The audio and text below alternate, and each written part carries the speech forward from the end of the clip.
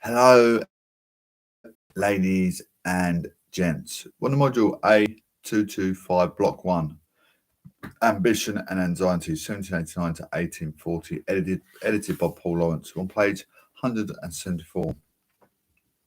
One Unit 4, Managing Uncertainty, New Forms of Knowledge. On influence of the youth today, young teenagers, mature teenagers, young adults, mature adults, OAPs. You want to change your diversity. You want to be get into a job with sufficient wages. You get supported with fair pay margin. Isn't it? It's very important. You've got education to back up your warranty in that job position. So we're going to reference our reading. This book was published at Walton Hall, Milton Keynes University, MK76AA. Page 174. England and Wales, 1777. Meant that by the 1790s there was a great deal of thought and writing concerning prison reform. This led in turn to a swathe of prison building in the early 19th century. Construction work began on Millbank Prison in London in 1812, and this was the largest in Europe when it opened in 1816. Also in London, Pentonville Prison, with its innovative separate system of solitary confinement, was opened in 1842. Pentonville became a model for the construction of many local prisons in the following decades, attracting worldwide attention as an ideal type of reformatory.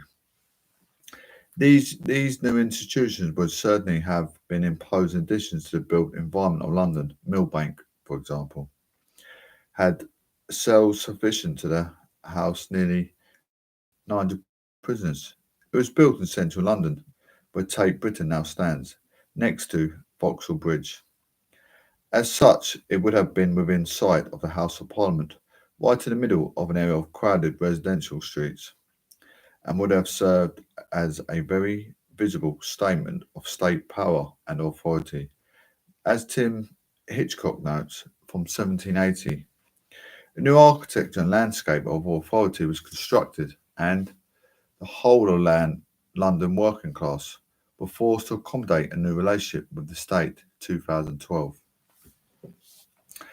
Now go to the module website and complete Active 4.3, The Birth of the Modern Prison. This will take around an hour. New cultural institutions. Let's now turn away from the criminal justice sphere of the realm of culture and the arts. Here too it is impossible to trace in the period of 1789 to 1840 a wave of new institutions, each with a specific purpose drawn from new knowledge. In London, obvious examples might be the British Museum 1823 and the National Gallery 1831. But outside London too, there was an expansion of regional museums designed to disseminate particular forms of knowledge. Art galleries and museums in their modern form are actually a relatively recent addition to British cultural life. During the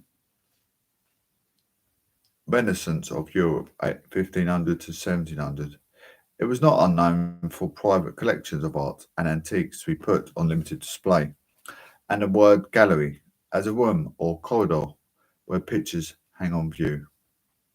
Assumed its modern meaning at that time, however, while many private collections did eventually become the basis for later public museums, the private cabinet of Elias Ashmole, 1617 to 1692, formed the basis for Ashmolean Museum in Oxford, for example. The word museum was not yet widely known, and such institutions did not exist in their current form as publicly accessible repositories for the curation and interpretation of cultural artifacts. Any museums that existed during that period were little more than random collections of the portraits and historical curiosities, such as old coins and medals. This situation began to change radically toward the end of the 18th century, perhaps unsurprisingly, given what you have learned in Unit 1 about the importance of the French Revolution. One of the first publicly funded museums as a state institution retaining art and other cultural objects on behalf of the public, was the Louvre in Paris. Prior plans to create a public gallery using elements of the Royal Art Collection had stalled, but during the Revolution, the National Assembly decreed the Louvre should be a place for bringing together monuments of the sciences and arts. Nora and Kritzman, 1996. The Louvre opened in 1793 was free of charge to visit and aimed to provide for the education and enlightenment of all. In England, too, the period from 1799 witnessed the rise of galleries and museums in a range of locations. The National Gallery was first formed in 1824 when the House of Commons agreed to buy the picture collection of a recently deceased businessman, John Angerstein, 1732 to 1823.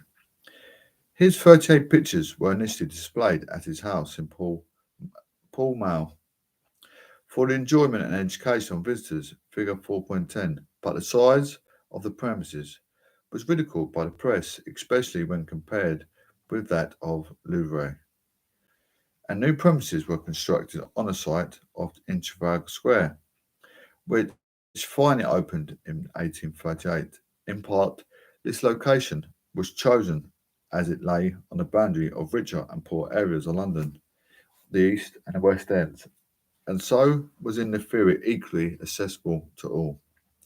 In Ireland, the Royal Dublin Society, founded in the 1730s, with the intention of improving husbandry, manufactures, and other useful arts, had gradually built up against an agriculture museum, a school of design, a museum of national history, and a museum of science and art.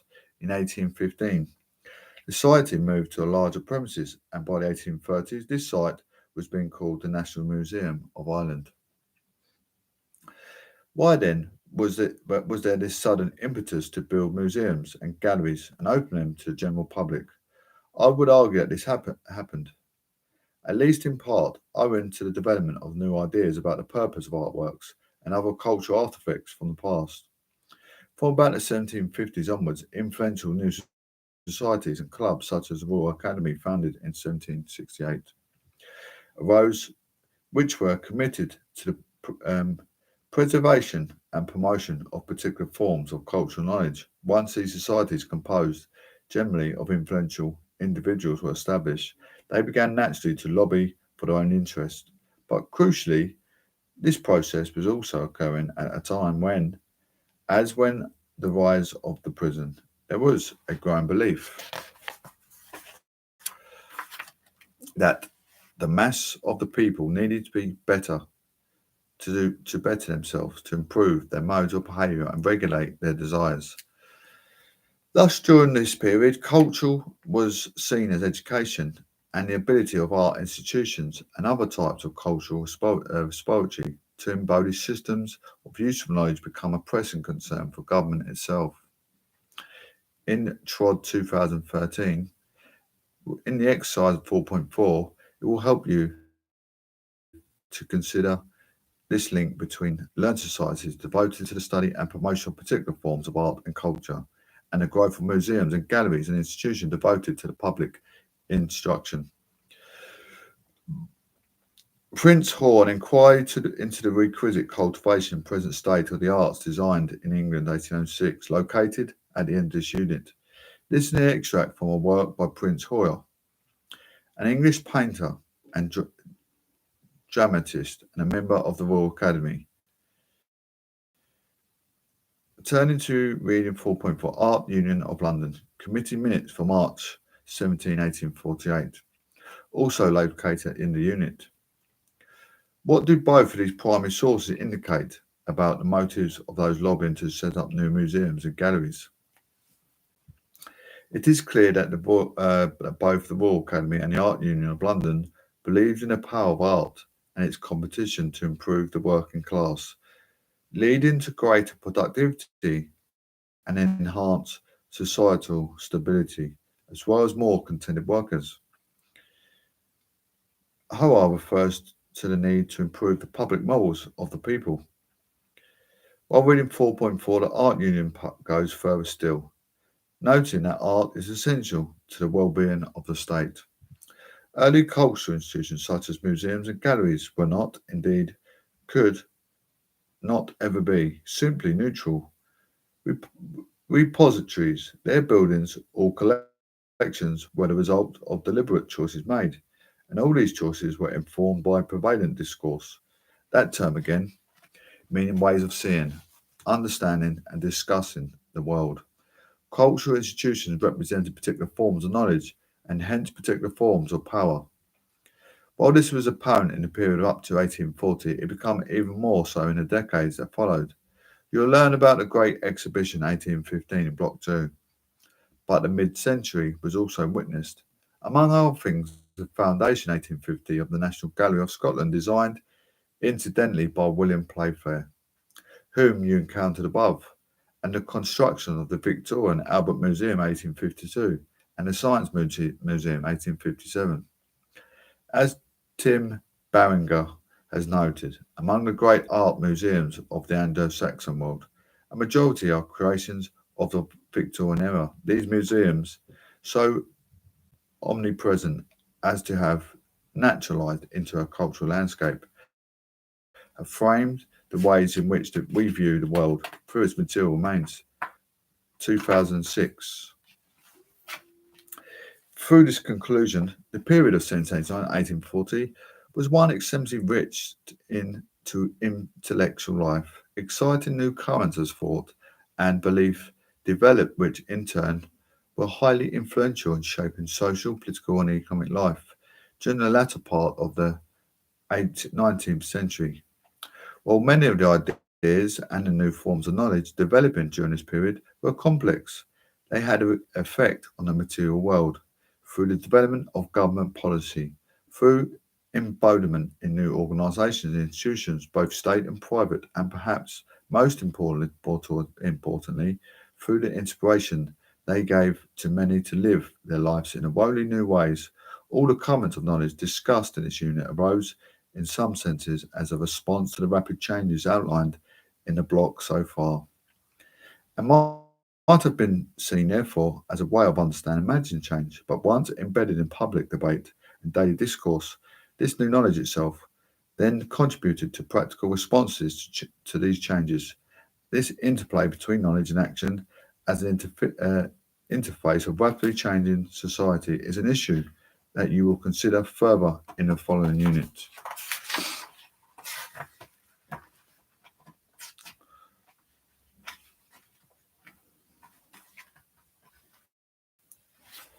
One Unit 5, The Birth of Modern State by Chris A. Williams. We're going to look at the aims. This unit will introduce some of the new institutions that governed the British Isles in 1789 and the significant ways in which these changes in the period to 1840. Consider explanation for these changes through a detailed examination of one specific development, the advent of new police. Access whether ideas or circumstances or a mixture of the two tend to um, precipitate change. Help to develop your own skills in evaluating web sources. In the introduction 194, as you've already learned in this unit, 2 seconds, got to check something.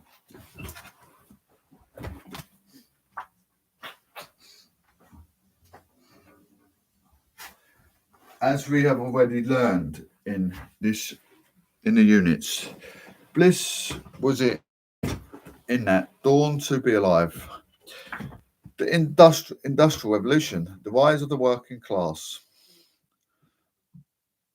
and managing uncertain new forms of knowledge, which is Unit 1 to 4, the periods 1789 to 1840, was one characterised by both ambition and anxiety. The causes of anxiety included fast and accelerating population growth, particularly in towns and cities, the rapid transformation and growth of key industries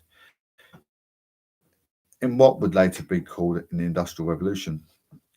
The social change that urbanised and industrialisation produced, whereby traditional hierarchies of authority were transformed, and the stress of almost continual war between 1793 to 1815.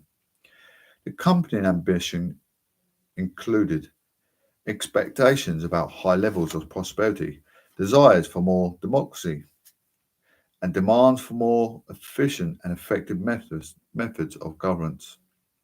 This unit will consider how anxiety, mainly about social change and social problems, but also about war, led to one type of ambition in the shape of new forms of government. It will focus on the way that the state governed its subjects and will introduce you to a significant development of the mechanisms of government that took place in the period of 1835. At the start of the period, both authority, the sources of power in a society, and governance. The ways that this power has worked on a day to day level, both within formal government structures and outside them, were wholly localised and personal. Section 5.1 will provide an overview of the ways in which the local state was organised in the period between 1789 and about 1830. You will study how local government, the primary means by which daily life was constructed, was organised and paid for, and how the central state was already by this point starting to grow in both capacity and ambition. Section 5.2 will then analyse the further significant growth in the central state in the period of 1840, asking why this occurred and investigating its effects. Finally, Section 5.3 will consider the broad shift from local to central government, but taken as an in-depth look at one particular element of governance policing. As you work through the unit, I want you to be thinking about the different ways that these changes in the organisation of the early 19th century can be explained, hence a key discussion. Point running through the unit will be which was more important in generating change, ideas, or circumstances. In other words, did new ways of thinking, some of which outline Unit 4, per- precipitate changes in government, or where developments you will encounter below primarily a reaction of the novel problems and changes of the early 19th century. There is no right answer to this question, but discussing these competing explanations is a good way to start thinking about historical change. Reflect on your initial response to the question of causality raised above by spending a few minutes thinking about the following question. Are changes in government policy usually the result of new ideas and theories, such as you encountered in Unit 4, or are they more commonly a pragmatic response to new social and economic challenges? There is no single right or wrong answer here. Like a lot of answers to broad questions about explanations of history, it often depends on the place and period we're thinking about. So, the cause of population growth and anxieties through industrial revolution. It's the cause of power, isn't it? People power, government policies is trying to stricken up, obviously trying to accumulate more economic growth throughout society. Cause of war, isn't it? Absolutely. Anyway, we're on the last two pages. The government, parish, county bar, and state, 1789 to 1830. This section of the unit begins by looking at the way that daily life was governed at the start of the period in 1789. It is intended to give you an idea of the basic structures of government and how they work, starting at the bottom with the parish and then moving upwards to consider how counties and boroughs were self-governed towns and cities, regulated and cared for their inhabitants.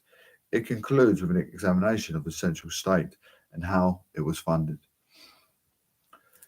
Parish 1789. The parish was the basic unit of local government in England and Wales, in contrast to Scotland and Ireland, where judicial and administrative authority was largely structured around the county until the 1840s. There were around 15,000 parishes in England and around 1,000 in Wales, and the majority of them were predominantly rural. Figure 5.1 gives an example of how one country, Hertfordshire, was divided up into parishes. All those controlling committee, called diversity, often met in the parish council, and its notice board was usually the church door. It was a civil, not an ecclesiastical institution. It had no control over the parish vicar. It was financed by rates, which were taxes levied on property owners within the parish, proportional to the value of their property Only taxpayers could elect members of the local varsity and thereby have a say in local government. Although female property owners were a significant part of many local communities, parish officials were almost invariably male. While there is some evidence of female ratepayers occasionally holding office, and while many women have may have wielded power by virtue of their possession or connections, they were almost entirely excluded from the significant public office. Bennett 2004. The dominant ideology and a belief that women should exercise influence primarily in domestic and private environment, rather in the public realm, was a particularly strong in this era. Shoemaker, 1988. So, although, as you saw in Unit 3, women often worked side by side with men to generate household income, they were shut out of the government. The parish vestry included its officials, the parish clerk, the overseers of the poor, the surveyors of the highways, the church wardens, and the parish constable. All were amateurs, local inhabitants who served in turn in theory for a year. They did not receive a salary but were paid in fees for carrying out their tasks because the parish did not have to pay salaries for its officials. It could afford to have a lot of them, but because there were a lot of them, the parish was the level of government, which was the vast majority of ordinary people had most contact with indeed. Although it's hard to be sure, it is likely for the people who ever had contact with the courts did not own enough to be taxed and were lucky enough to escape the armed forces. It was only level of the government that they were ever encountered. The parish main business was the administration of the poor law, as touched on Units 1 and 4. The upkeep of highways and the tax collecting and criminal justice work carried out by the parish constable. The parish clerk was responsible for convening and recording vestry.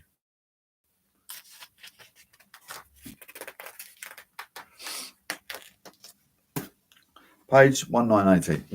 Meetings had overall responsibility for keeping the parish accounts. Poor rates were collected within the parish and spent on those who would otherwise not have been able to live. In usual times, the bulk of this expenditure went on the elderly or sick who were too frail to work for a living. Money was also given to support widows and their children. During these periods of depression, the local able bodied men and women who could not find work would be given poor relief as well, but this tended to be handed out more grudgingly. The most resented element in the poor relief budget was that given mothers of illegitimate children, nevertheless, they had a right to this. For all paupers, poor relief was payable only in their parish of settlement. The business of the overseer of the poor, therefore, was to make sure only those entitled to relief received it, often in managing settlement cases so as to reduce full future expenditure. Overseers could put a significant amount of time and money into making sure that women with legitimate children married men from another parish. Fazy, 1984. Overseers also helped the constable transport paupers over the parish boundary towards their parish of settlement. The overseers therefore need a close view of the population of his parish. The ratepayers could want him to keep the rates low by not being over generous. The best way to do this was to select one of the local taxpayers, ratepayers for the role. In bigger parishes, the overseer was often assisted by a beadle, a low rank of officer whose job was to deal with the migrant poor and deliver relief. The surveyor of the highways job was to make sure the parish's roads were kept in order. He would levy a rate to pay for repairs. Like all other parish taxes, rates were levied on property only the value of the person's land holding or their shop, workshop or home was estimated by a local committee of the vestry, and a certain portion of this value was paid annually. The ratepayers used to vestry to make sure that their money was well spent. The job of church wardens was to maintain the church building and any associated land. A sexton often assisted them in this. Church wardens also had the role of making sure that local pubs closed when the church's services were held.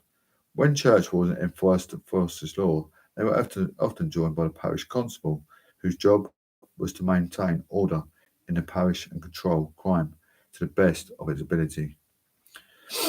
But the constable role was not the same as that of today's police constable. He did have a duty to react to any serious crimes committed in the parish and to pursue those who had committed them as far as he was able.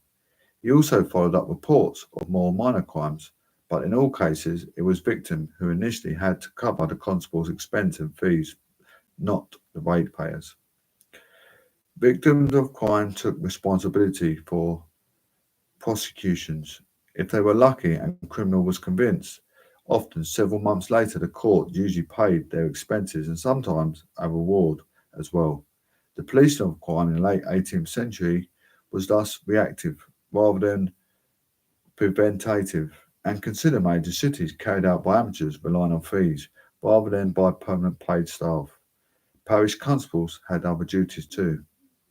They had to collect local taxes and keep accurate lists of men of the parish eligible for service in militia. Among other constables' other duties was an obligation to keep the peace, a more proactive role. We'll keep it there. Thank you for tuning in, guys.